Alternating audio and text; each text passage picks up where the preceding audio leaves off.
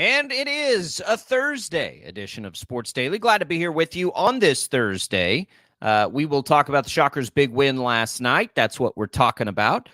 We will get into some K-State talk with our K-State insider, Tim Fitzgerald, a little later in this hour as well. A lot of fun things to make our way through here on the program today. A big night of women's hoops last night as well. Massive win for the K-State women. Most notably against a ranked team, which was really cool to see. KU's on a heater, too. Now, they lost to Baylor on the road last night. Nothing to shake a stick at. They've really heated up lately as well. But a lot to get to today. Tommy, how are you this morning? I'm good. I'm looking forward to getting into it today. You know, we've been, I think, rightfully critical of Wichita State over the last several weeks. And to me, it looked like they were angry. They were angry last night. They wanted to put out a full-fledged effort over 40 minutes, and they did that. So looking forward to talking about that today. Yeah, love that effort from them last night. We'll get into it in a minute. A couple of other things to tell you about, though. We're going to have information for a big giveaway to some college basketball postseason action. So stay tuned for that. We'll give away some HTOT and coffee as well. We're going to get you all kinds of fun stuff coming today. So hang in there. That KFH hotline is open, 869-1240. We mentioned this yesterday. It's probably more open now than it has been in 6 or 7 months. So if something's on your mind, you want to chime in, you can give us a call and do that. But we do start with the Shockers today. And what a nice bounce-back performance. Look, I think we have to look at the season for what it is, and it will be disappointing almost no matter what happens here outside of a deep postseason run, and honestly outside of a postseason conference tournament win, which is possible based on the way we've seen them play some of the best teams in the league. We'll look at this and think disappointment as far as results, but that doesn't mean it has to be an overwhelmingly disappointing season. If the team gets better at the end of the year and plays its best basketball at the end of the year, that certainly will get the arrow pointed back in the right direction heading into the offseason. Would be a very good thing, and it starts. We'd liked it to start a little earlier, but it certainly can start with Tulsa at home. You got to follow it up this weekend with a good performance against Temple at home. But that's a revenge game, right? That's a rivalry game. Get up for that game. And they did. They were up 25, I think, with a handful of minutes to go, and Tulsa got it back within 16 or something at the end. I'm not real worried about that. But it was a start to finish, wire to wire, dominating performance. And yeah, you look at the box score, and Tulsa outscored them again in the second half. That was not the same as we've seen second halves in the past. That was just a simple fact of the Shockers had a massive lead, and then at the end, they finally made some substitutions, did some things. That's exactly what we needed to see, Tommy. And, I don't think we're ever going to have with this group consistency and who's leading the way. It's most often Colby Rogers, certainly, at least offensively. But Kenny Poto had a really nice game for the first time in a little while. Harlan Beverly didn't have to have the game. He missed a lot of bunnies. He could have easily had a much better offensive performance. But too many turnovers still, Tommy, certainly. But some of the things offensively we want to see at least. They did win the rebounding battle. They didn't attempt a ton of threes. It's just not their strength. So I think there are things to point to that you feel good about that will be formulas for this team to win. Got to cut the turnovers out. That's the thing that has killed them. But otherwise, it was a pretty good game. Well, and they actually put together an effort that, I think the fan base, they want to see. That's the kind of Shocker basketball that Wichita State fans are accustomed to, and that they've, grown to love over the years, going back 30 or 40 years and through the last decade. That's the kind of effort and the kind of, defensive prowess and hustle and intensity and, all of that, I think people have obviously grown to love and appreciate about Shocker basketball, that brand of basketball over the years. They forced a ton of turnovers. You talked about the turnovers that they committed, and that's true. But they also forced a bunch of turnovers as well, and they scored points off of those turnovers. They scored 17 points off 13 turnovers, and, they were going after loose balls quite a bit, those 50-50 balls, all of that. And so, to me, it certainly wasn't a perfect performance. I think we all know that, but that's okay. What I was most concerned about and what we've talked about is this could have been a game where, Wichita State said, look, our season is basically shot. It hasn't gone our way. We can just pack it in and go home for the remaining couple of weeks of the regular season. But instead, they came out strong in front of a home crowd against a team that beat them on the road earlier this season. And they went out there and they executed in the way that they needed to. And they just basically out-toughed Tulsa. And that's the way that this team, I think, moving forward, is going to be able to put a nice bow on this season. Overall, it's going to be viewed as a disappointment and in a rebuilding season and all of that. But at the end of the day, you can find positivity if you can continue to execute in that way for the remaining few games that they have. Yeah, it is that part of it is probably the most encouraging, I think, to see the effort and the energy and all of those things remain, because at the end of the day, if Paul Mills keeps this team motivated and keeps this team hungry, they're going to have a chance to do damage in the conference tournament. Now, the chances are not, good, but we have seen whoever you feel the best of the league is at times, Florida Atlantic in overtime, they played them very close out in Boca Raton. Memphis, a buzzer beater at Memphis, right? Like there are plenty of things, a win over SMU. There are plenty of things that give you hope if you can just have the team playing its best basketball at the time of the conference tournament, that something special could happen. And again, it's not even like rose-colored glasses. It's reality. When you want something good to take away from a season, look for the good, and that's the good. If this team plays its best basketball and is motivated in doing those things, then they're going to have a chance. And if they could cut out turnovers, they'd really have a chance, Tommy, because that has plagued them. And we knew, the point guard position would be an interesting experiment for them this year. It has, they turn the ball over too much, and it kills them. It's not a great three-point shooting team. Like they just have to be tight and efficient on offense, and they haven't been enough of that. But when you're playing, Tulsa at home, just never take your foot off the pedal and go. And that's what they did last night. And I agree with you. Effort and energy is the most important takeaway from last night's game. That's what you have to see. That's the biggest concern, right? It's not only the biggest concern for fans, which it is, right? You don't want fans to lose effort and energy around the program, but it's the biggest concern for the team. And they answered that call. Now then, how do you follow it up? Can you maintain that through another home game here that is against a team that you should want revenge against? Sort of, honestly, Tommy, it was sort of the beginning of this stretch where we sort of started to scratch our heads a little bit.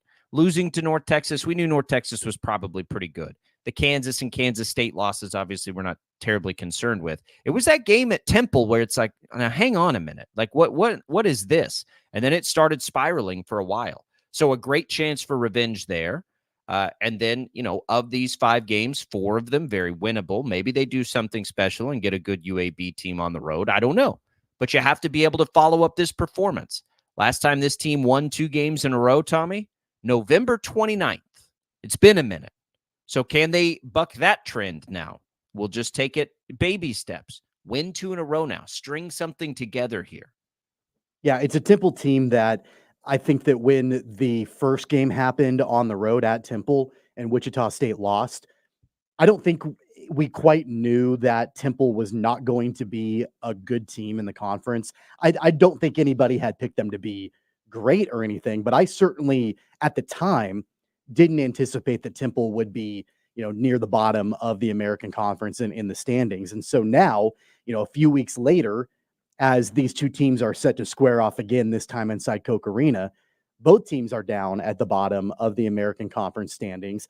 But again, as we discussed yesterday, Wichita State is objectively better than Temple. It's kind of the same way with Tulsa last night. If you look at both KenPom and Net, Wichita State is better and higher in both of those rankings than Temple is. And that's the way that it's basically going to be down the stretch in their remaining home games. Of course, you've got Rice to wrap up the regular season the first weekend in March. But again, it's the same kind of example of a team that Wichita State should beat, because all the metrics tell you that the Shockers are better than the Owls are. So you've got to, again, follow up a good effort and a good intense battle last night against Tulsa with another one against Temple, a team that you should beat. That momentum is important. It's important to be able to, we've talked about that snowball rolling down the hill in a negative way this season. Now you've got to start to get it rolling and get that momentum going the other direction. It's easier said than done, but the best way to keep that going is to back up a good effort last night with another one back at home on Sunday. Well, it's just been a long time since we've seen that. And timing is everything. The best time to get hot is late in the season. There's no question. I mean, the best time to get hot would be to string it together, make a little noise in the conference tournament, because now you've got fans engaged and excited again, potentially, for what might come next year. There are some pieces here. There's 2 highly touted freshmen coming in. What else can be done in the portal? Like the difference in making a little noise late and not will, I think, have a pretty significant impact on the perception of the program in this very, very critical offseason. An offseason, you can make a case, is as important as any that have happened. And I know the last one involved the hiring of a new head coach, which inherently makes it important. But now there is no newness on that. And so you got to get this offseason right if you're Wichita State.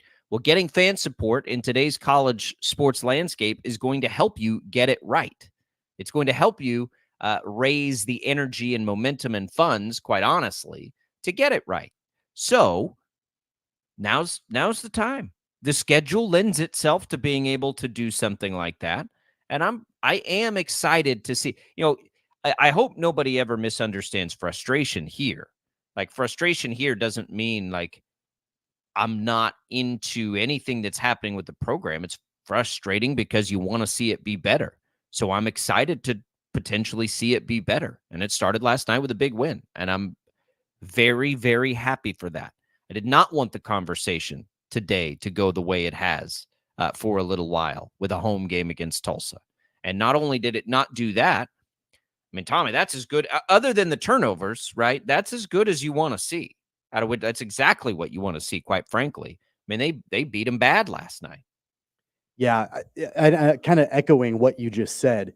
We don't have fun talking about the Shockers in the way that we have over the last several weeks. I don't think anybody enjoys having that conversation. And if you do, I don't know if I really want to be friends with you, because it's not a fun topic. It's really not. When it's something that, means as much as it does to this community, and, in so many different ways that we have gone over multiple different times, it's not fun to have that conversation and to be critical in that way. I think you've said it before. There probably aren't 2 more people that, or 2 people that want this more, want Wichita State to be as successful as you and I. And so it's good, after a win, to be able to point out, okay, they rallied. They absolutely rallied. And, I think that we would be naive to think that there's not been discussions within the program with the coaching staff and the players, not necessarily about outside noise, but just about, look, it's time to strap in, and we've got to turn this around, and we've got to, it's going to take baby steps. And this season we're not going anywhere, big time this season, but we can't give up and pack it in on this season. We've got to rally, and we've got to turn it around now. And we're going to take it game by game, and we're going to make it happen. And so you could tell, and I think one of the things I've said in the past is that from game to game, I'm never sure what I'm going to get or what we're going to get from the Shockers. I'm never sure what I'm going to be watching. I'm never really sure what that identity is with this team. Last night, you could tell they came out of the gate with an identity, and that identity was going after loose basketballs, playing lockdown defense, forcing turnovers, scoring off of those turnovers. That's what they did. You could tell that identity from the minute the game started until the very end. You got to back it up, and you got to keep that going, because that worked last night, and it can work moving forward. It can. And I do want to, based on what we've seen this year, and at the top of the league, it has been shakier, I will say, than probably we anticipated, or at least it doesn't look the way that we thought it was going to look, with South Florida up there all alone by 2 games. South Florida's, They've won 12 in a row. Yeah, and look, their net ranking isn't very good. They wouldn't be an at-large right now. But if they can win the league, like it just doesn't look the way we thought. Right now, the two teams at the top of the league are not at-large teams. The only at-large potential you're looking at are FAU and SMU potentially because their net ranking is very good. They may get in either way. Um, Memphis has fallen too hard. North Texas would be fringy. So it's just not as dominant. We all thought that FAU was going to come in here and run the table based on what they did a year ago and based on what they returned, and that Memphis would be up there. But the reality is neither of those things have happened. So if you look at it, and Charlotte, Wichita State didn't put up much of a fight against Charlotte. So that's a problem, right? South Florida was much closer. South Florida is a game, one of those games that you could point to and feel like the Shockers had a chance to win it. But there's not any team right now, to me, in the American that on a neutral court, you don't feel like the Shockers could go give them a run. Now, can they do that, whatever it would take, 4 or 5 times in a row? That's where it seems unlikely, but I don't think it's impossible. And it's that sliver of hope that keeps you engaged, right? I thought the energy at Coke Arena felt like on a television broadcast pretty darn good last night. That's great to see. The energy has to be there heading into the off season, or the organization isn't going to be able to do what it needs to do to get it to where fans really want it to be. It is chicken and egg, right? Yeah. With NIL support. You have to be successful to garner the support, but you have to have the support now to build the success. So it does have to happen in tandem. The other thing to keep in mind, and this could be something, and I don't know because I'm not in the program, but this could be a goal that maybe Paul Mills has set, or at least, have these conversations with his team and his staff. It looks like, I mean, you've got enough games left. In theory, if you play well down the stretch and you're able to turn this into a little bit of a streak, you could play your way out of that opening day of the American tournament. Like, you're kind of looking at seeding right now, right? And so the bottom 4 teams in the conference are going to play on that opening day of the tournament, the conference tournament.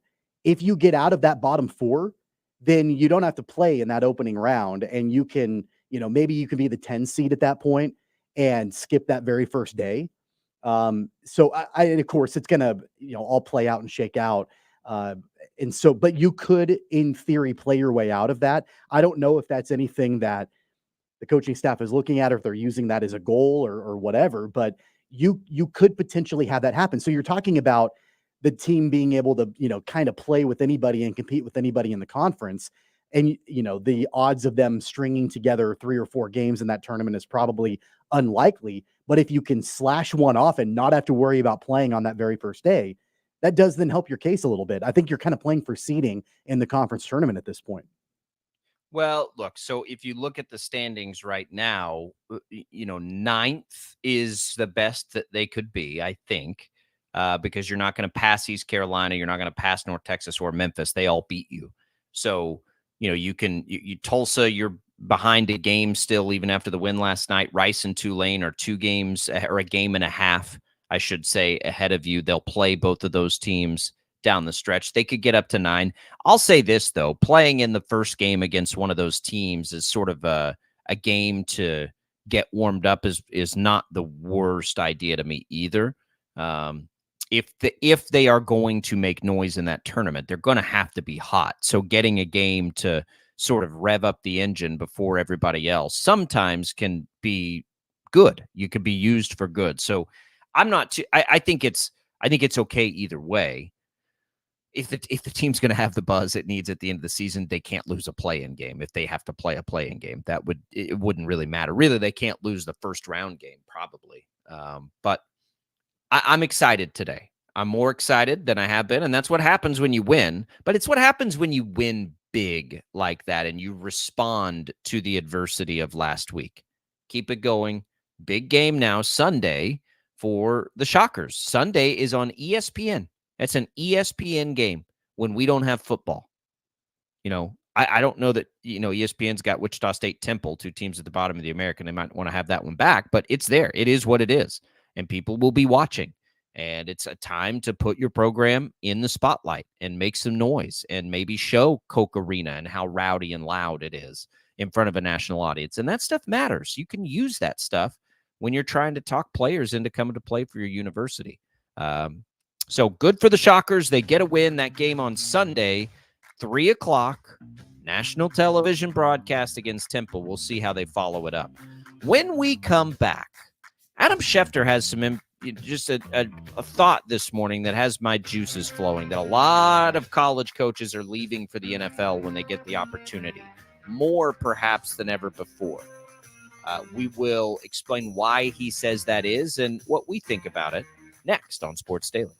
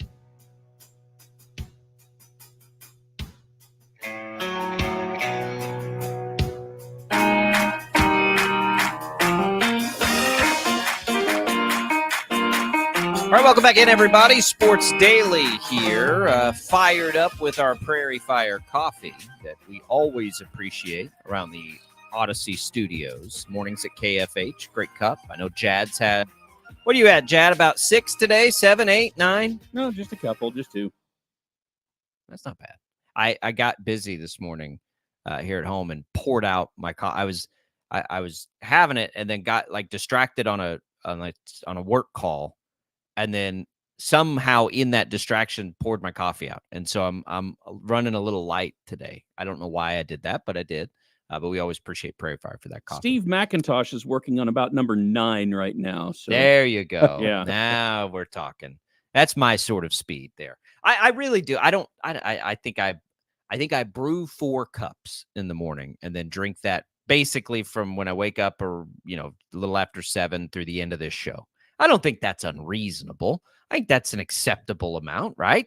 It's like 2 of the big mugs I have basically full of coffee. That's sustainable, like as an everyday habit, right? There are worse habits for us. I'm okay with that. I mean, I try to, I don't know, I'm usually a 2 or 3 cup a day kind of guy. I'm in that middle ground between just needing one of those single serve Keurig type things and having a full pot. So it's kind of like halfway in between. So the single serve doesn't work for me, but a full pot of coffee doesn't work for me either.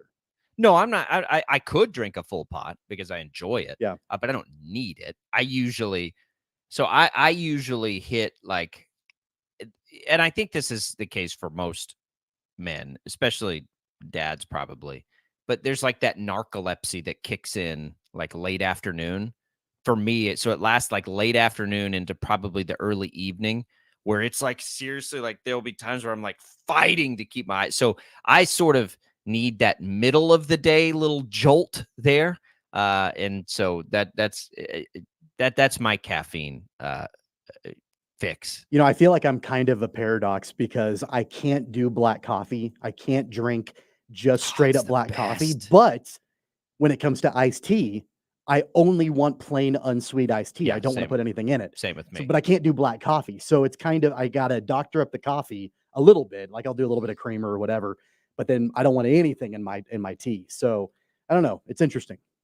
I'm the same way. We're at the tea store. People always ask, well, what's your favorite? I'm like, unsweet regular. Like, and they're like, what? I'm like, I know. Like, ease up there. I know. That's just what, when I go in, that's usually what I get. I'll tell you though. So I've always liked energy shots, like whether it's 5-hour energy or whatever, because you can just sort of get it over with. And we rolled out some little energy shots now that are tea-based, and they're pretty good. I usually have one of those a day now. We'll replace and be hopefully a really nice, sustainable, healthy option. But caffeine's needed. I got to have it. We appreciate Prairie Fire for bringing it to us in the morning here at Odyssey.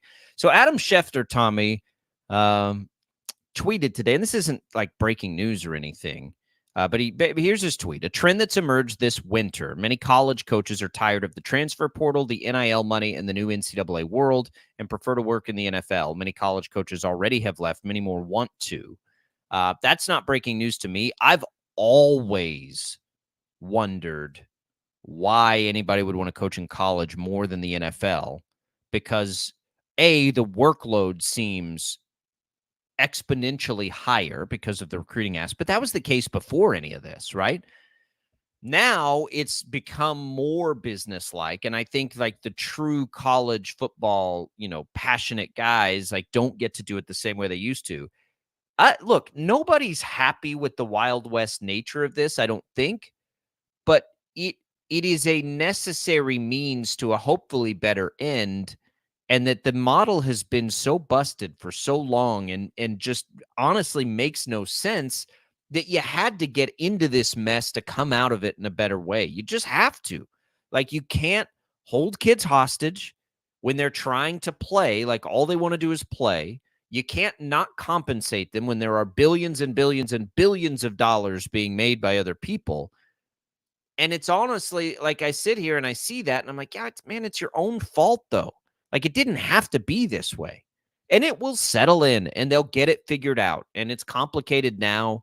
It's not always going to be that complicated. It will be much simpler, But it's not shocking to me to see now that college coaches are like, yeah, I don't want to do that. I'd rather go to the NFL. It doesn't Why do you think? concern. It doesn't concern me But at all. why? Like, why do you think it is though? Because it's organized. You don't think it's a pain for NFL coaches to deal with free agency and all this stuff, but it's an organized method. In college right now, it's just totally unorganized. But you've also got front offices in the NFL. You've got general managers and, other front office people to deal with agents and deal with, all of that sort of thing and the salary cap and everything. It doesn't concern me at all because let's be real frank. There are probably a lot of these college coaches that they liked the idea of making a ton of money themselves while coaching players that aren't making anything.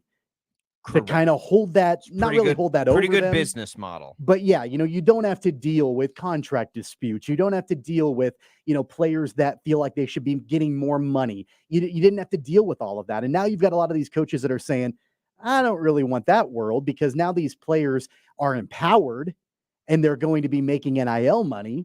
And they might have their own opinions on things, and they might want to go and improve their brand. They might want to go and try to make more money somewhere else. They might want more playing time because they feel like they can cash in more. I don't know if I want that world. I'm going to go to the NFL where at least I've got a front office that can deal with that sort of thing, can deal with the professional landscape of it. But I will promise you one thing. If these college coaches that are leaving the college ranks to go to the NFL because they don't want to deal with it anymore, if they're doing that, I promise you there are tons of other coaches that would love to coach in the college ranks. There's not going to be a shortage of head coaches in college. And there's or positional coaches or anything like that. You're going to have people that are going to fill those roles, and it's going to be just fine. Rick says it's also, though, just telling kids to quit and not deal with adversity. It's not always about quitting, Rick. And I don't like the transfer thing. I mean, it's necessary and it's the right thing to do. Don't misunderstand. Like, it is absolutely not right to hold kids hostage when they're not in a situation they feel like is the best for them to succeed. We don't hold any other student on campus, scholarship or not, to that same standard. We just don't. And so, if you're an engineering student on scholarship and you're not getting the education that you want, you're not told that you can't then go to a different school or you have to sit out a year. Like, it's ridiculous. So the whole notion of it is stupid, first and foremost. Let me just get that out of the way before I say that I don't like that kids are walking away at adversity either. I do think that's an important lesson. So figure it out, right? Figure out the best way to handle it. Make some sort of work agreement. Whatever it happens to be and needs to be. But at the same time, I mean, Jalen Hurts. Did Jalen Hurts not deserve the opportunity to go play somewhere else when he was forced out? It's a dude at the top of his game in the NFL. Should he have had to just sit there at Alabama when his job was taken? Of course not. And you see it all over the place. Will Howard. Caleb Williams left with a coach, and that's fine. Will Howard. Should Will Howard not be able to go and be as successful as he can be because Kansas State has a young quarterback they're excited about? And I know he would be a graduate transfer anyway, but you get my point. Like, it's not all just kids who get their feathers ruffled and want to just bail at adversity. It's legitimate opportunities that the kids have worked hard, deserved, and earned to be able to do that too. So I don't like the narrative that it's just, look, if you, I almost said a word I probably shouldn't say. Jag, get the button ready. If you think your coach is a jerk and they're mistreating you and it's not going to be a constructive dynamic or relationship, wouldn't you want your kid to be able to go somewhere where they can be in a more constructive relationship that maybe fits them better and helps them be the most successful they can be? I mean, we literally hold college athletes to this standard that we don't hold anybody else in society to. You can walk away from your job if you want to and go find another job. Now, there are contracts that would say, I can't walk away from a TV job and go work at another TV station. That's a work agreement. That's a totally different animal. You're being compensated for that. You're being compensated for that job. And I signed up for that compensation, and Mhm. I understand all these things. So, and scholarships may say that, but that doesn't make it right. These are institutions of higher learning. We should all want anybody in those positions to go be the most successful that they can be. Anybody, any student on campus, student athlete or not. So let's stop with this notion that only athletes should be the entitled, whatever you want to call it, when they're not in the situation they feel like helps them best succeed. Like it's a double standard that will always amaze me that we hold them to. I've often thought about how many players, and specifically football, and really even if you want to dial it in more, quarterbacks, but it could be any position. How many college football players over the last 40, 50 years could have blossomed into know. incredible professional football players, but they were maybe buried on a depth chart with their team at the time, and they didn't have an opportunity to transfer and go somewhere else. That wasn't there. That what the things weren't in place. The mechanisms weren't there to allow them to go and pursue other opportunities. Think of Tom Brady, for example. He was, I know that when he went to Michigan, he wasn't the starter at the time, and there were some things that happened that allowed him to move into that role. And then, of course, he got drafted and became, legendary. What happened? What would have happened had he not been able to get to that starting role at Michigan, and he didn't have any other opportunity to go somewhere else and to blossom? There are a lot of other players that are like that over the years that, maybe they were the backup or maybe they were the third string and they just didn't get the opportunity. It wasn't the right situation or the right coach or the right coordinator, the right system, whatever that they were playing in. And they didn't have a chance to go and thrive in a different system or a different coach, and they could have been incredible pros. We'll never know that. But now there are at least ways and roadmaps for players to maximize their talent. And if it's not working in one place, they've always got the opportunity and the chance to go and make it work somewhere else. Yeah, and look, again, there will be a settling of things. Maybe you get that chance for free once, although that's been legally challenged. And I got to tell you, anytime this thing hits the legal system is going to look at this and be like, that's ridiculous. Why would you cap that? That doesn't make any sense. We don't do that to anybody else on campus. We don't do it to professors. We don't do it to students. We don't do it to anybody except for these athletes. Why is that? Because it's been exploitative from the beginning. Coaches hold kids hostage, whether it's on purpose or not. It just was the reality until now. Figure out a way to work with it. And if you're a coach that wants to run away from it, like you said, okay, I get it. I wouldn't want to coach in college either. I'd much rather coach in the pros. But somebody's going to be there to take your place. That's a hard lesson for all of us to learn. We're all replaceable, every single one of us, right? 869-1240 on the KFH hotline. Hit us up if you want to. We'll be back. More Sports Daily right after this.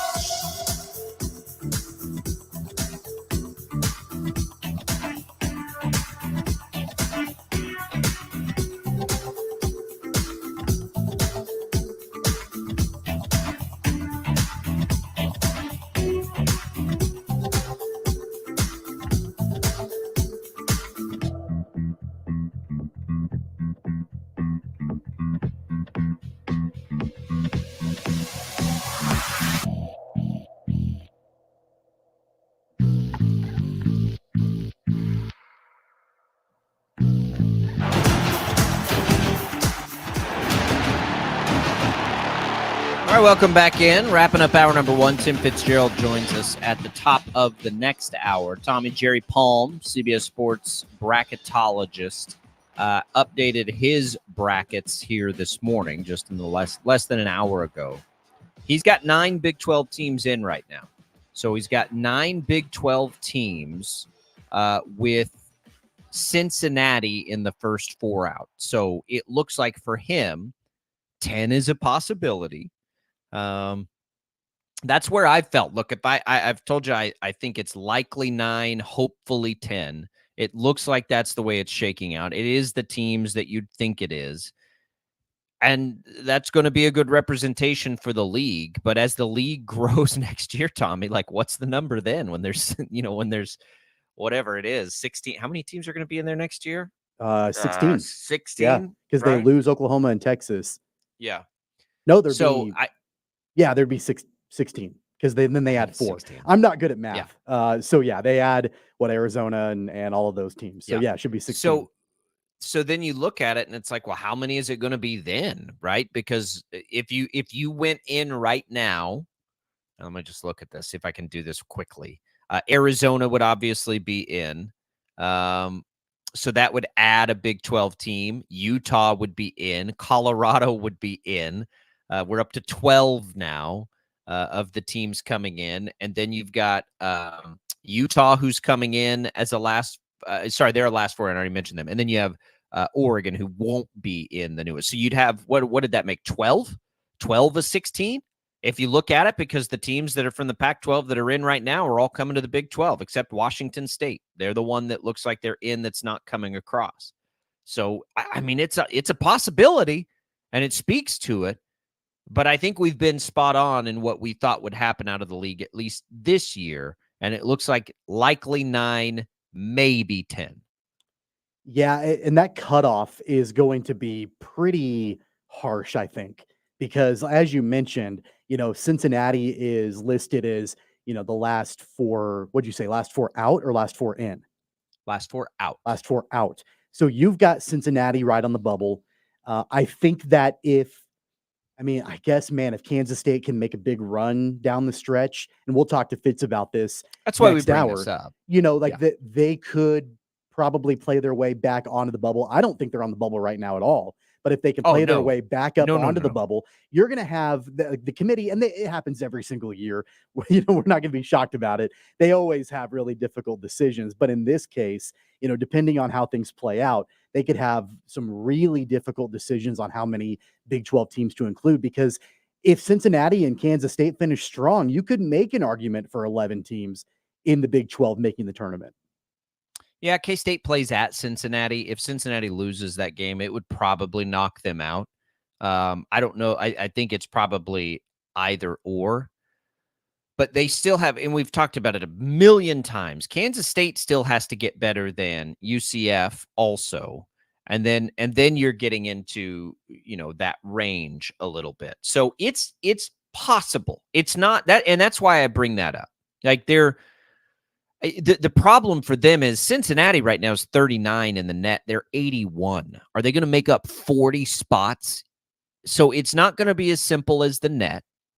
It will probably have more to do with quad one wins, of which K-State right now, I think has, let me pull up the actual net rankings to see that number.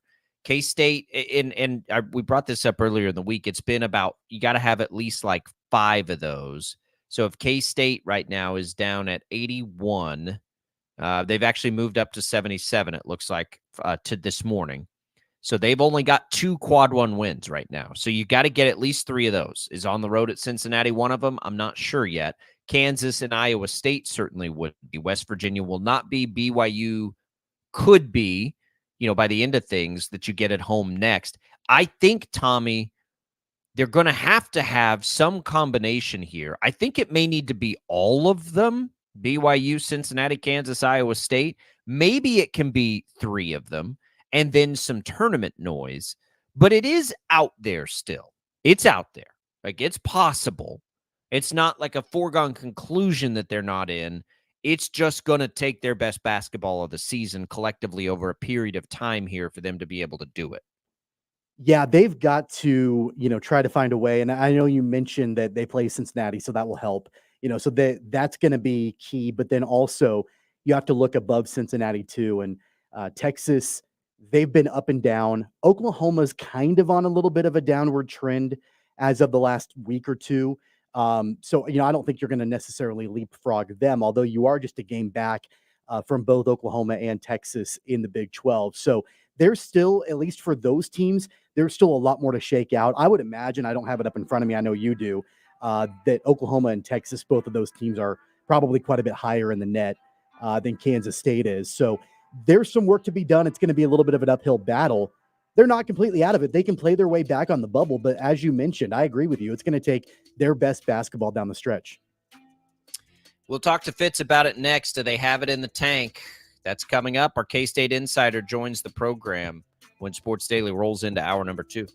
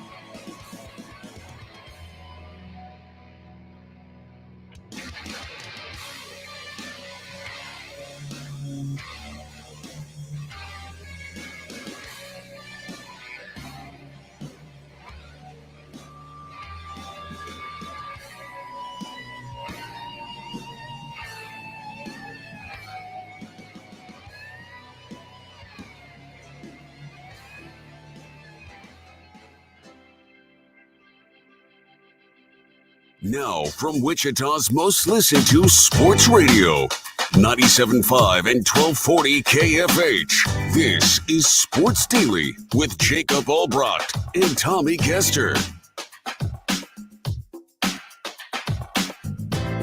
All right, welcome back in, everybody. Sports Daily here. We've got Tim Fitzgerald we're trying to get in touch with. There's apparently some AT&T outage. Jad, did we get Tim? I think we might be getting Tim. Tim said he's available. So I just text him. He got a spam. You can call him. You'll get him, Jad, I think. So I by the way, just while we get that connected, there is some kind of outage happening. I keep getting, messages about like things are happening at my kid's school and whatever. So I'm not sure what's happening with the AT&T thing. I haven't followed in on any of that this morning, but are we getting hacked? Good news have we all been hacked? I don't know.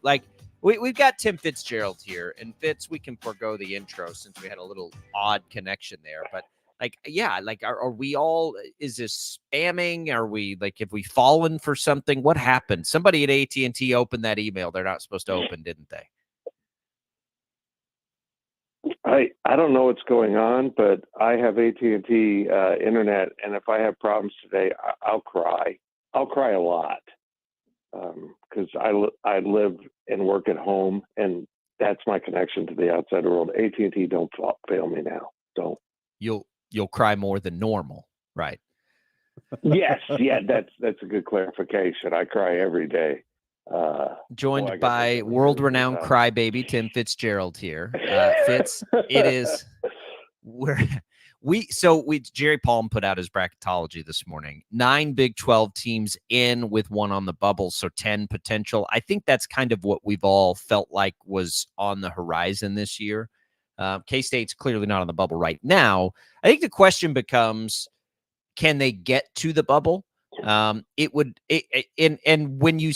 the answer to that is yes, but it's okay, well then what would it take? And I'm having a hard time finding a path that doesn't include winning all the rest of your games and then maybe, or at least all but one of them, and then picking up a couple of wins in the conference tournament. They don't have enough quad one wins right now to be in, but they could get there because they'll probably have at least 4 more quad one games on the plate there. it's a long road, but I don't think it's an impossible road. It's just improbable. What's your take on it? I'd put it closer to impossible because, it's not like, how do I say this? They kind of are what they are. I'm not sure that they have a sustained gear that they can find on a regular basis. They did it against Kansas. I'm not sure this team's capable of putting that kind of energy out, but they've got back-to-back home games here. So BYU on Saturday just becomes enormous. I mean, if you want any hope, like you said, they're clinging to a fiber of hope that doesn't involve winning 5 games in Kansas City. And it starts Saturday with BYU. If you can't beat them and they're not that good on the road, then, just quit talking about this. And then you got West Virginia and the same thing. I mean, you've absolutely got to win these 2 games and you got to build some confidence in the process. And I think, we saw last night, maybe Cincinnati's beatable at home. I'm shocked that Oklahoma State won there, but I'm sure that's the bubble team in that bracket. And, there's just a lot of work to be done. Then, you get Kansas and Iowa State comes in, and Iowa State will come in to close out the regular season, possibly with something to prove because they're still in the hunt for the regular season title. This is not a good formula, boys. Well, going back to the big Monday game, Fitz, kind of a slog fest. Texas gets the 6-point win against Kansas State. How much of that do you think was a direct result of the quick Saturday to Monday turnaround for K-State? Yeah, I don't think any of it. I mean, I'm sure there was some factor there, but that looked like K-State playing K-State style. I mean, they can't take care of the ball well enough. They don't pass and dribble. And if you don't pass and dribble, you just don't have a foundation upon which to build the rest of your game. And that's just really come back to haunt them. I think Houston and Iowa State back-to-back exposed it, and now everyone's running the script, and this K-State team is just kind of I don't want to say falling apart. They just can't overcome their shortcomings with defense. And, boy, they do a great job doing that. I mean, you looked at that. If you watched that game, you couldn't figure out how Kansas State was in it based on how they were performing offensively. But defensively, they were that good, and they've been that good to keep these games in single digits because, honestly, they're not competitive when they have the ball offensively. It's just painful to watch right now. Is it in the tank? Like and I think I've asked this before, but is it in the tank for K-State to do what it needs to do? Like, is it even in anything we've seen thus far? I keep going back to that beginning of the Big 12 when they could have been 5-0. Is there anything there? Is the team good enough to pull off what they're going to need to pull off for the miracle? I don't believe they think they are at this point. I think they can win. But if you guys have played competitive sports, if you think you can win, you're in trouble. And that's where they're at right now. They really have to assert themselves on Saturday. I mean, you talk about the tank, they need to fill up. And if they can come out and really play well against BYU, shoot it well against a team that really kind of pushed them around in Provo just a couple of weeks ago, maybe they re-energize it, fill up their tank a little bit, and then you get West Virginia coming in. Josh Eiler coming home to his alma mater. Maybe you can fill up your tank a little bit more. But boy, you're running out of gas stations, and they got to get it solved real quick. I feel like I've tried to kind of find silver linings here and there during this difficult stretch for Kansas State, and I think really it's been over the last several games the increased effort in rebounding and the way that rebounding battle has played out. They did get out rebounded on Monday by Texas, but not by a ton. I feel like they've really recommitted to that. And that's probably going to be something I would imagine down the stretch that's going to be crucial for them to continue to play hard on the boards. Right. And I think that's been a sign of progress. I almost look at this coaching staff right now. We meet with them this afternoon at 2, that they're like, what can we solve? What can we improve upon? Because the turnovers just seem pretty consistent. In fact, they were down a little bit against Texas. The problem was the turnovers they did have were glaring. So I think they focused in on rebounding and defense as areas that they can be good at. And they were kind of failing in the rebounding department for no known reason. I mean, they got out wanted for the ball a lot. And I think they've solved that. That's another reason why they're staying in games. They're playing hard. They just don't play well offensively. And I think that it's just a lot to overcome, but the coaches are working really hard to solve that problem. And I just don't think they have enough firepower on offense or ability to get into offense in the Big 12. I will be interested if this is an NIT team, what we see from them after they step out of the Big 12 and maybe take on, quote, lesser competition. Because I think what's happened in the Big 12 might have really shook this team up and questioned itself. And you start questioning yourself, you're in trouble.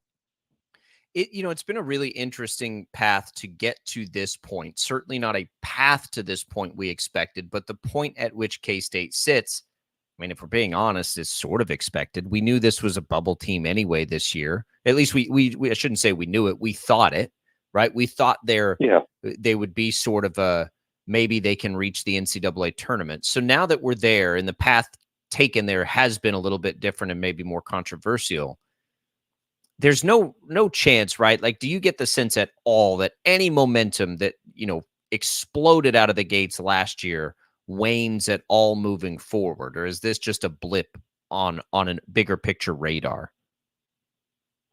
I guess that answer awaits in year 3.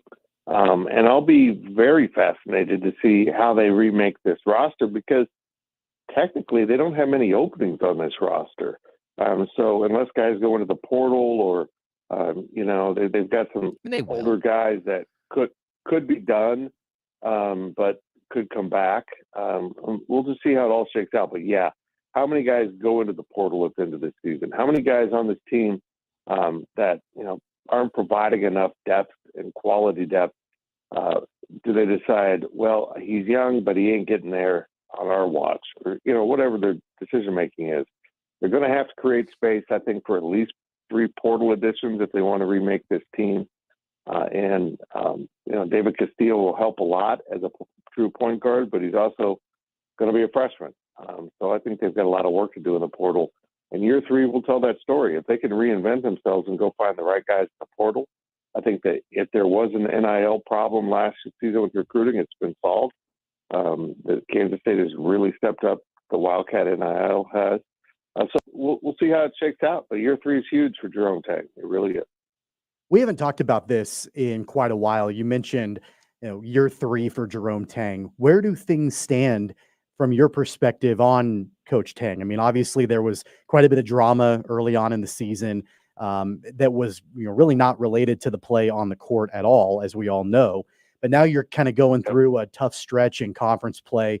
And it's adversity. And if there's anybody that can, motivate a team through adversity, it's Jerome Tang. So from your perspective, where do you think things stand for him and what he wants to do in the future? Does that include K-State? Where do you stand on all of that?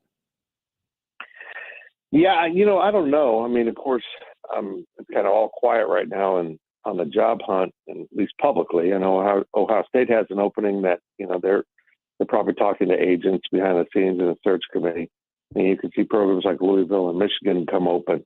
I think Jerome Tang will be a hot commodity because of that first season. But honestly, did this season damage his reputation at all? I don't think so. I think he's going to be desired out there, and he'll have some decisions to make, at least possibly. But again, if he gets too wrapped up in that and distracts himself, we could be in for a rough season 3 of Jerome Tang basketball. They're at a point now where, they need to be all in or be out, to be honest. And if this lingers on, if there's some doubt and it affects recruiting, that's when you get into big trouble. Do you think bridges are mended from the Naquan Tomlin situation with Tang and administration? No. Some administration. No. I don't believe so. I think it's just, you learn to work through a problem and work through something that isn't ideal.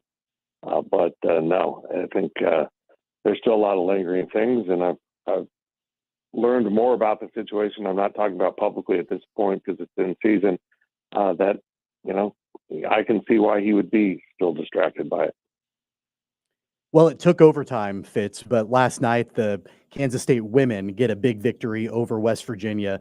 Aoka Lee back in a big way, 34 points for her in 26 minutes of action as the 10th ranked Wildcats get the 9-point victory over the Mountaineers. As we move forward with Kansas State and the women, where do you think things stand with them? Are they back on track after kind of a rough stretch and, of course, missing Aoka for that period of time? Yeah, that's a good win. It's kind of funny. I was really busy yesterday with a bunch of stuff and been in the studio, and we wrapped up recording some stuff. And then Zach Carlson, one of my employees, and I and my wife went to dinner, and the game was on. Like, holy crap, I totally forgot. I mean, I've just been in my own world. I looked up and saw, K-State's winning by 7. They're going to win this game. I didn't see it was overtime. So they got pushed pretty hard by a really good West Virginia team. Lee was incredible considering, she's still kind of beaten up a little bit. They're going to have to find ways to rest her and play her, I think. But she was a warrior. Now Sundell apparently got banged up. She came back in, but, she's that tough point guard you got to have. So, I mean, if it's an ankle, maybe they can get her back to where she needs to be. But, this is a Final Four quality team if they can get healthy enough to be that team. And they're going to be, a high seed, so they'll get to host at home for a couple rounds. And that's just a huge advantage, particularly when you have a home crowd like K-State does. And I think we'll find out about this team, particularly in Kansas City, when they get to the Big 12 event, the tournament, and see where they're at. Yeah, they've got to. I mean, is there any chance Lee is totally healthy by the postseason, or is this just going to be their reality? Yeah, I think this is, a reality of sorts, and they just have to keep her healthy as possible. When you get into that tournament environment, particularly in Kansas City, you start playing, 2 days in a row. I know they're going to have a Sunday off in Kansas City from the bracket because of BYU being in the conference. And I think, maybe that's an added day of rest. Of course, they'll have the double bye. So that's some rest. So you just got to steal whenever you can to get her rested up and try to get her healed up. And I don't know how they'll do it, but, I think we all agree she's pretty darn crucial to their hopes of going deep in the NCAA tournament. Well, and she, Caitlin Clark and some other headliners are there, but she's as good as anybody in the country at what she does. I do want to ask you, Fitz, we got the 5 and 7 model confirmed for the CFP. I've maintained from the beginning that, that is as critical to the future of the sport as anything else, is making sure there's representation in the CFP. I am so excited that that's finally like off the table of some at-large tournament. This will be way better. What was your take on getting the 5 and 7 model news? I'm going to take you right into your break with a rant. The news that the SEC and Big Ten wanted 4 spots apiece is offensive and just the opposite of what you said. It's not inclusive, not good for the game. It's good for them. And I keep coming back to this sentence. What are they worried about? Why do they need to have reserved spots? Because they can't earn it. They know that their 4th team isn't going to be as good as the 2nd team in the conference. But here's what I come back to. There's 12 openings. If the Big 12 and ACC get 2 apiece and there's one, non-Power 5 team, that's 5. That's 7 openings. That's not enough to satisfy your lust for money. But that's what it comes down to. They worry that they're not good enough to beat out the 3rd team in the Big 12 or the ACC, because in reality, a conference like the Big 10 probably isn't as assured of that 3rd spot as you would think. So they just went for 4. Guys, it's nuts. The commissioners of the Big 10 and SEC are going to absolutely destroy college sports with this greed. And if they don't stop, and if the rest of college athletics don't step up to them, they will destroy college football. Well, and but they're it's not gross getting to that, see. right? They're not getting that. We No. are getting 5 conference champions in. And the ask is so offensive, everyone should be really angry. And keep in mind, this is a temporary solution. They still, I believe, have to negotiate what it's going to look like in 2026. When the new contract takes over, the contract where they don't have a television partner yet. They'll go back to work for it then. And I keep asking the question, what are they scared of? They don't want to compete on the field fairly for spots in the playoff because they know they don't deserve it. If they knew they deserved those spots and they could prove it on the field, they would do it. They can't, so they won't. And they're going to keep asking for, world domination until, someone gives in and votes in their favor. And it's just got to be stopped. Yeah, it's probably more the big. I doubt there will be very many years realistically that the SEC doesn't have 4 teams in, but the Big Ten Right. hasn't. The Big Ten's been too top heavy. Maybe Washington and Oregon change that. I agree with you. What are you scared of? And then with the new television deal coming up, the other college sports topic out there, this network, this combined network. With potential joining of forces between a few. That one to me, I don't even have a take on it. What does it do to current deals in place? What does it do? I don't know what to make of all of that.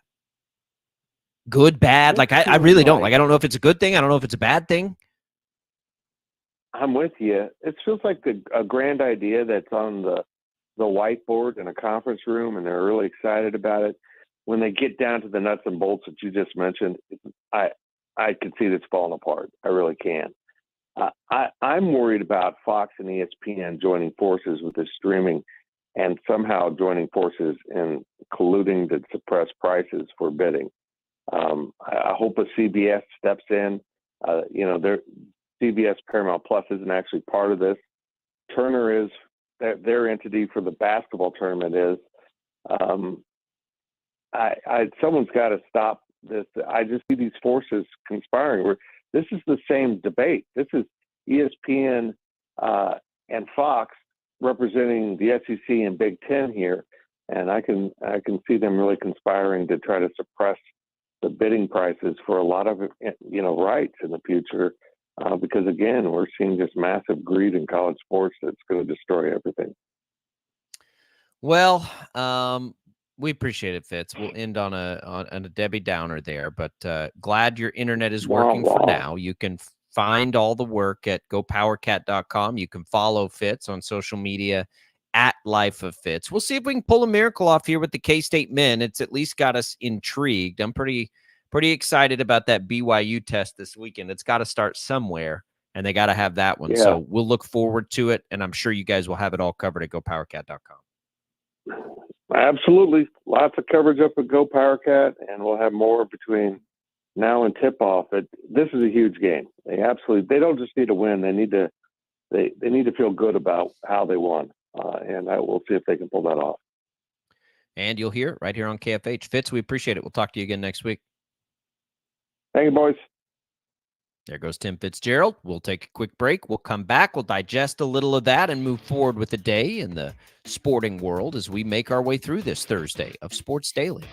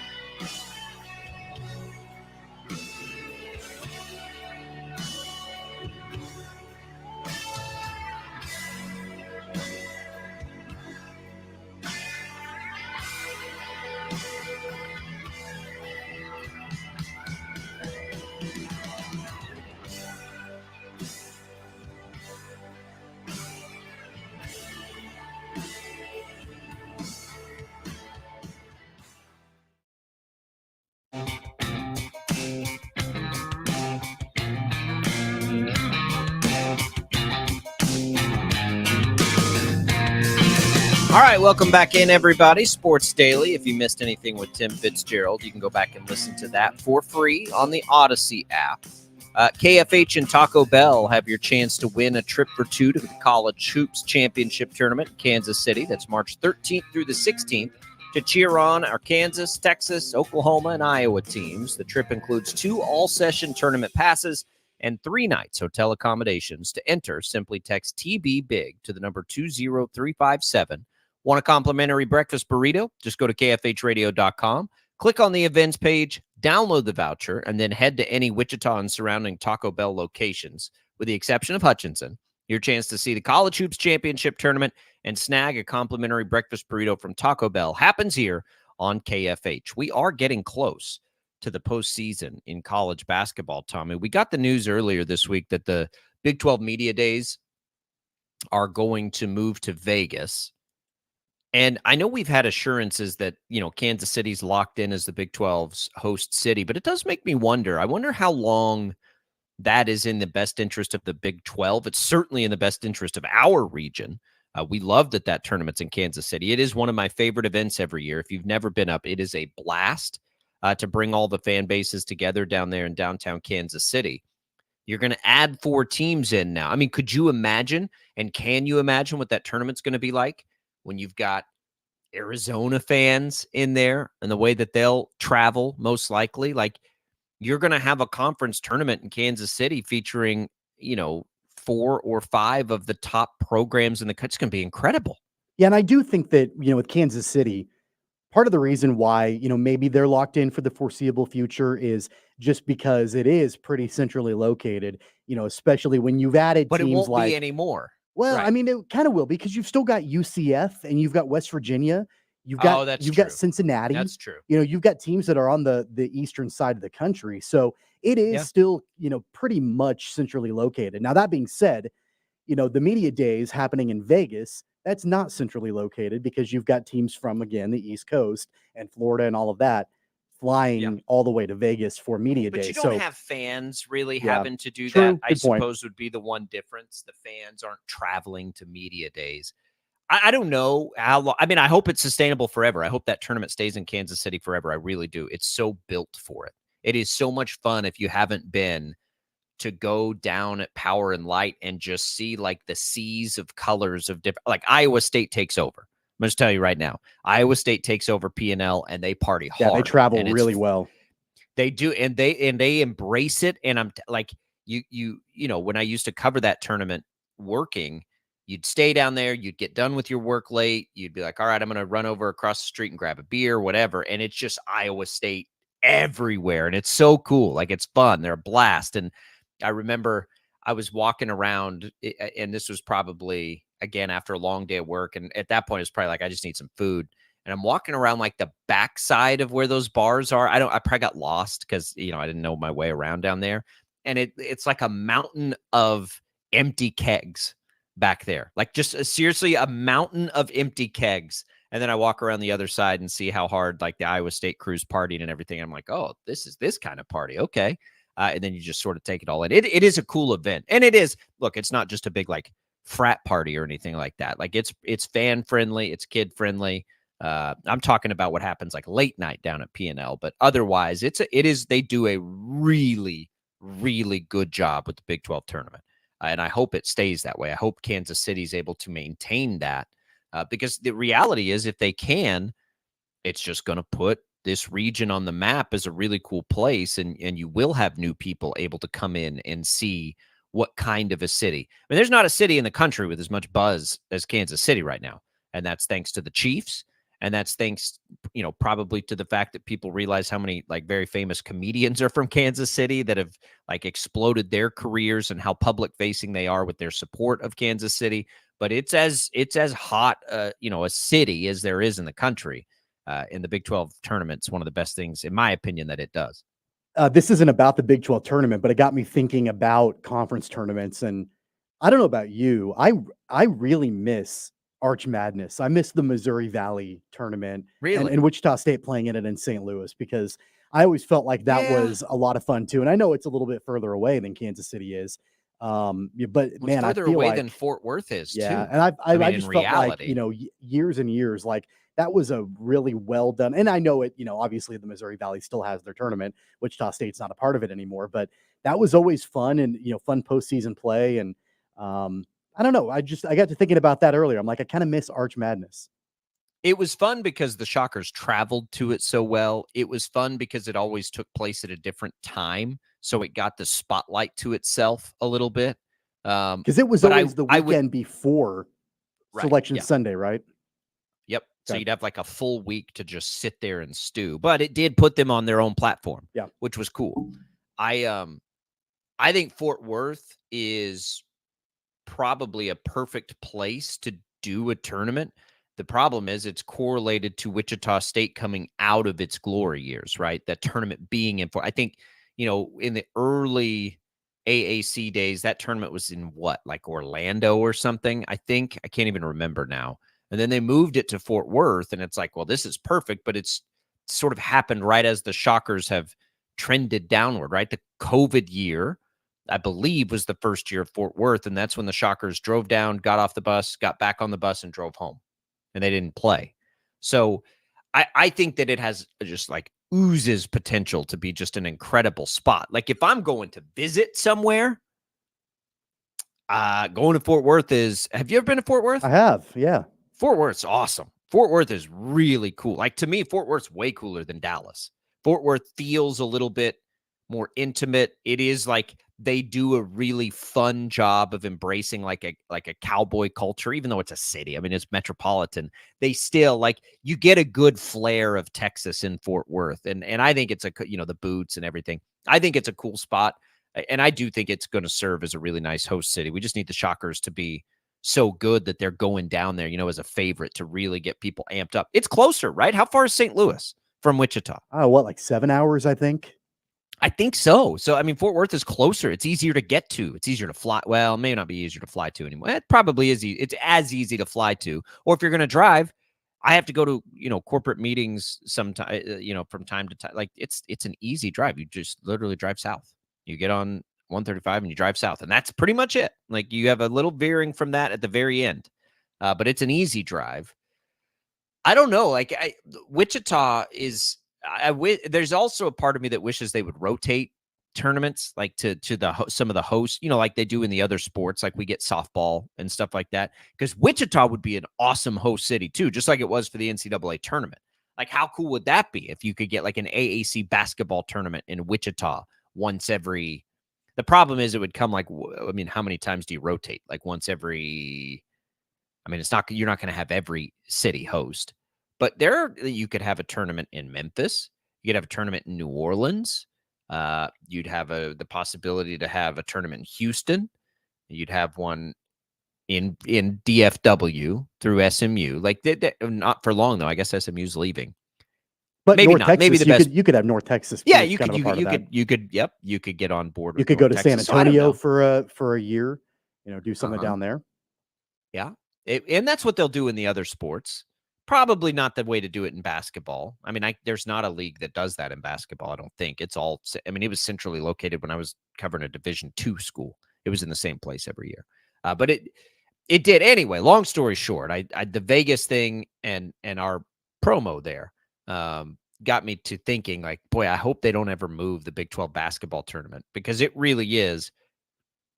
It's as fun. Honestly, it's probably more fun than covering the NCAA tournament, because you get just a little bit more access at the Big 12 tournament than you do in the NCAA tournament. And I have so many fond memories of it. And there will definitely be a point when my kids get a little older, like, we're going to go up and like lock into the Big 12 tournament, just hang out and watch a ton of basketball and do that stuff.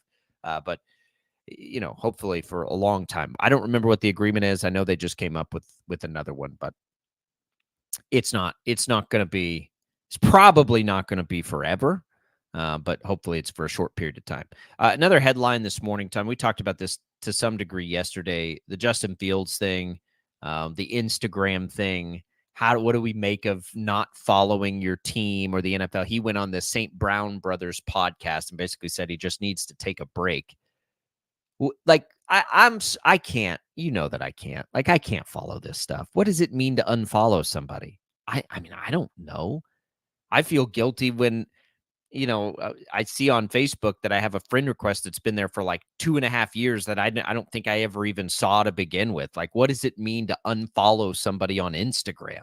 And also, like, who's tracking this? Like, who's keeping track of who Justin Fields follows on Instagram? My biggest takeaway from all of this is I didn't know that the St. Brown brothers had a podcast. I feel like, is that now a thing? If you are brothers in the NFL, you have to have a podcast. Yep. Is that the way? Like, it's kind of seems like a Kelsey brothers knockoff. Well, you've got the McCourty brothers are color analysts on Westwood One. We hear them all the time on KFH. They do an alternate broadcast, or at least they did a couple games last year, I think, for Patriots games, I want to say.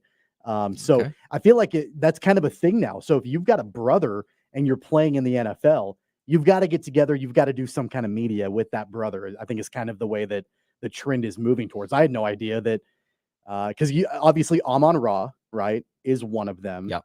And Aquaminius. Aquaminius is the other one.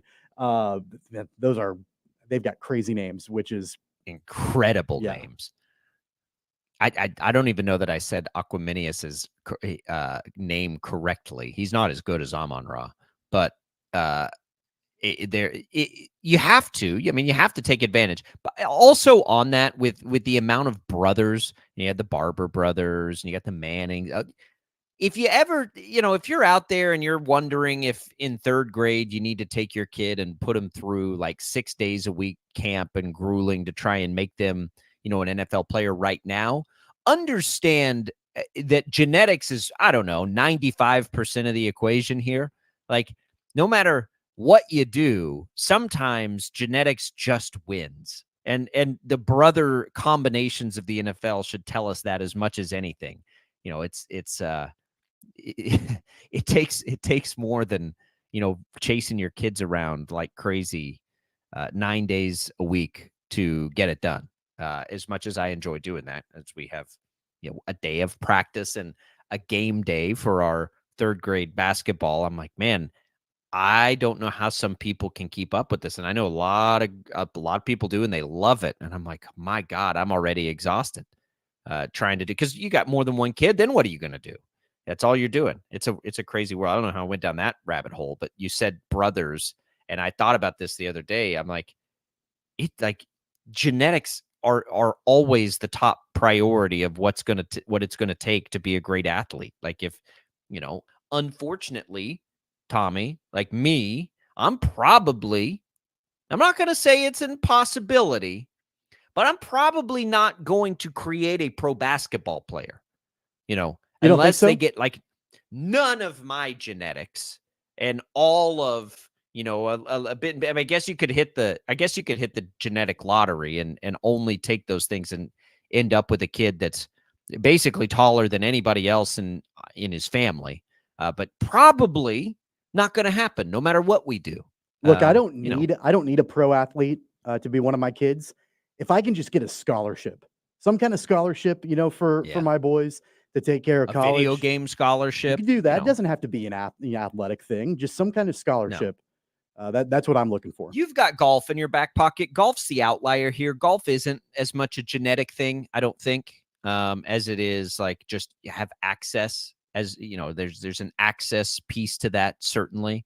I need, that would be the way to go. Like, I need my kids to be good golfers, because then maybe we'll get in the mix there. But you've got one. I've seen some of the videos of your of your son. I took him to the driving range on Monday afternoon, nice afternoon. Took him out there. He had never been out to a driving range before, and I kind of hesitated because there are people that are practicing, and I don't, want a toddler bothering them, and I don't want him running around. And I thought he might run out to the range and maybe get hit, and I just didn't want to chase him around. But I was like, we're going to try it, going to give it a chance. That kid stood on the driving range for over an hour and just hit golf balls and didn't move. And I had to drag him away, kicking and screaming. He wanted to stay longer than what he did. So I don't know. I think I've created some kind of golfing monster. He's only 2, but he's obsessed with it.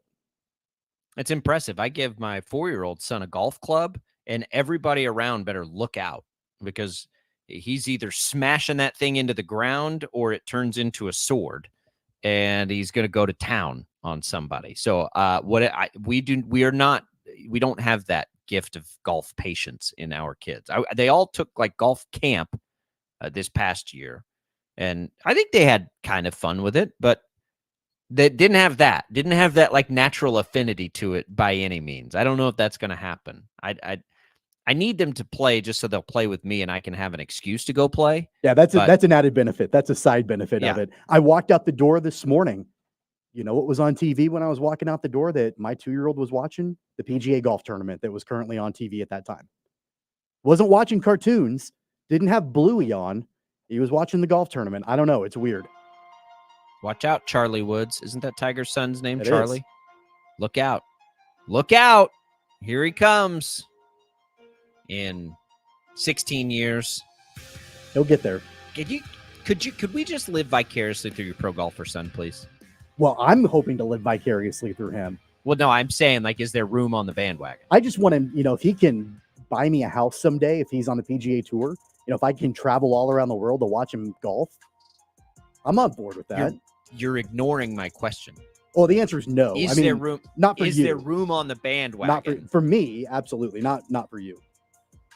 Fine. I'll remember that when I've got a kid that's like when my son's a rock star someday, because I feel like that's his path right now. He loves to scream and smash things, and he's musically, I think, inclined.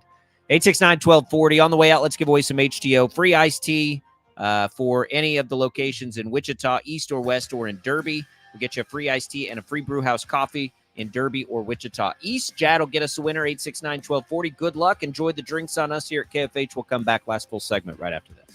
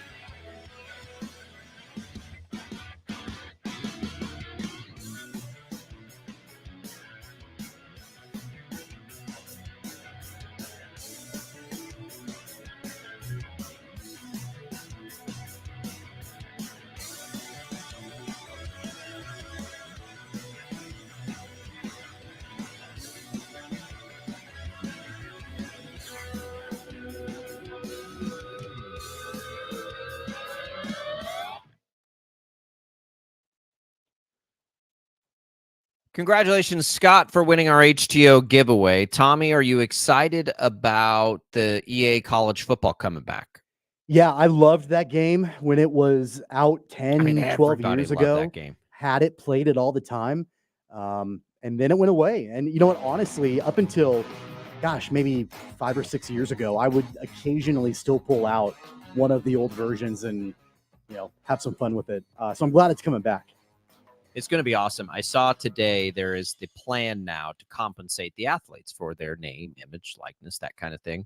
And from what I read, and this was on the ESPN article, it'll be about 11,000 athletes eligible, and they're each going to get essentially a $600 check and a copy of the game, which is, probably going to cost about $70. So before you scoff at $600 and think, well, that's not nearly enough, imagine, though, that they are doing that 11,000 times. That's a little over $6.5 million they're shelling out. That's not bad, right? That's a pretty big commitment, I would say, from EA Sports to be able to do this, because the reality is they've been highly successful without using names on that video game franchise, right? Like they never had the names before.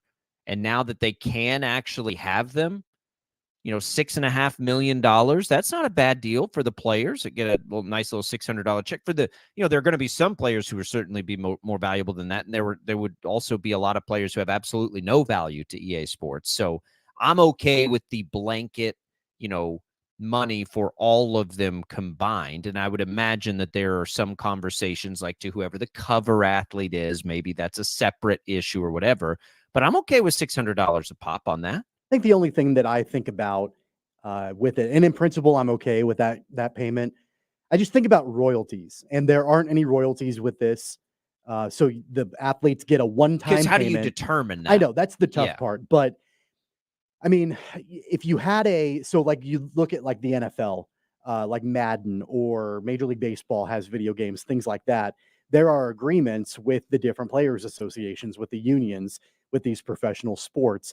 And, I would imagine, I don't exactly know how those deals are played out. I don't think it's a blanket thing. I think it's more like a royalty based, type situation, money going to the union and, and then it's distributed out that way.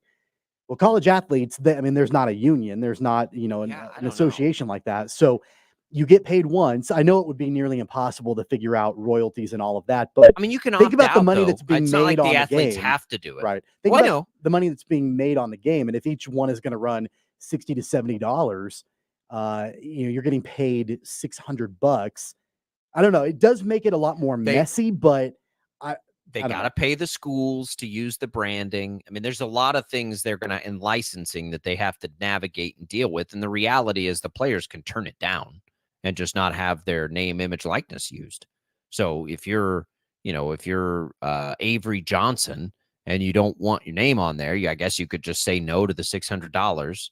The reality is, though, if we're trying to teach young people how to be how to market themselves, Tommy, if you were advising a star athlete, would you say, no, I think you should hold out for more, or no, don't give them your name, image, and likeness for only $600? Or would you say, boy, that is a platform that could make you a whole lot of money in other places because you might be everybody's favorite player on that video game. Now, maybe they're buying your t-shirt or they're doing whatever else it is you have cooking.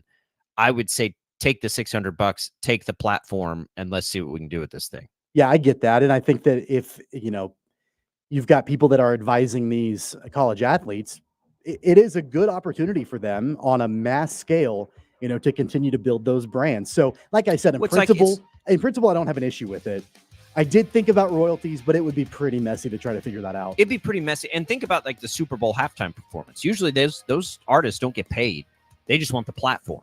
Right. And so I think that that's reasonable. I don't think and I could change my mind on that, I guess, but I don't think I have any issue. I actually kind of like it. I think it's pretty good.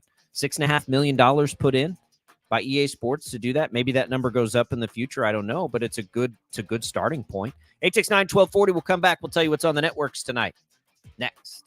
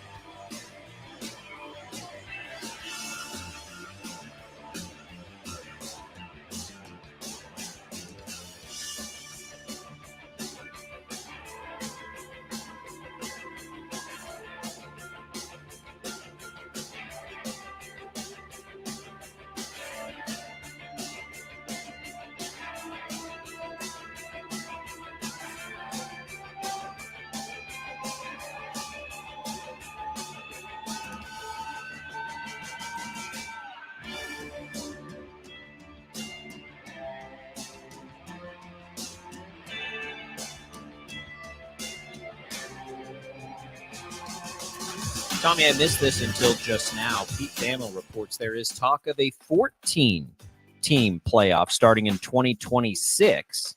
We'll have to look into that and dig in a little bit on what that might look like, and B, in general, you're not going to get resistance from me from expanding a college football playoff. They could have 32, and I'd be fine with it. All right. We've got the Jerome Tang Show coming up tonight. We talked a lot about K-State. You can catch either what we talked about or that show on the Odyssey app, too, as well. That's on KFH. Bob and Jeff here locally, 2 to 4, regular programming up until that Jerome Tang Show. We appreciate everybody tuning in. We'll be right back here tomorrow. For Jad and Tommy, I'm Jacob. See you then.